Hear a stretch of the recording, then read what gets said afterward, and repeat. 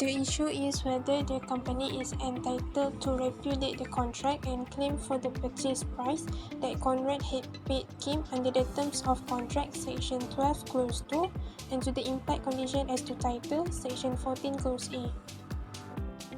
In this case, the law is the term of the contract of sale of goods sold. Under the term of contract, condition is stipulation that is important to the principal purpose of the contract and was breached give rise to the right to treat the contract as rejected under Section 12(2) of the SOGA 1957. This law comes into play when examining the legal framework, adding unspoken demand relative to the quality or appropriateness for specific purpose. The effectiveness of this provision is determined by the circumstances surrounding the contract. The Sale of Goods Act of 1957 requires a number of implied conditions to be included in any contract for the sale of goods.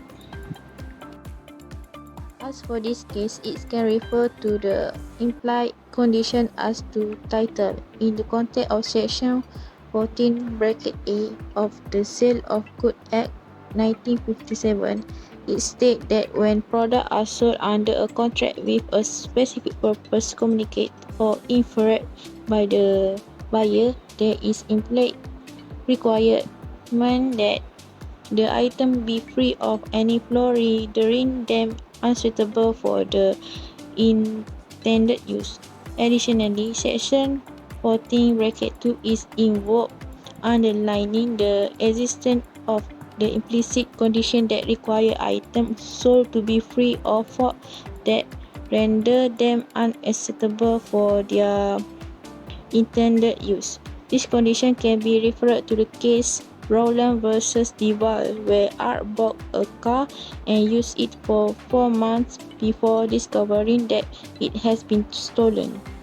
The car was returned to the true owner, thus Art won a refund from D. The court held that D, which is seller, had breached condition as to title. Art can recover the full price he had paid. This shows that a breach in this condition entitled the buyer to repudiate the contract and recover the price in full even though he has used the good. Another example is when A bought a van from B and used it for 3 months. However, B actually has no title to the van. Then the legal owner of the van found it and demanded it back.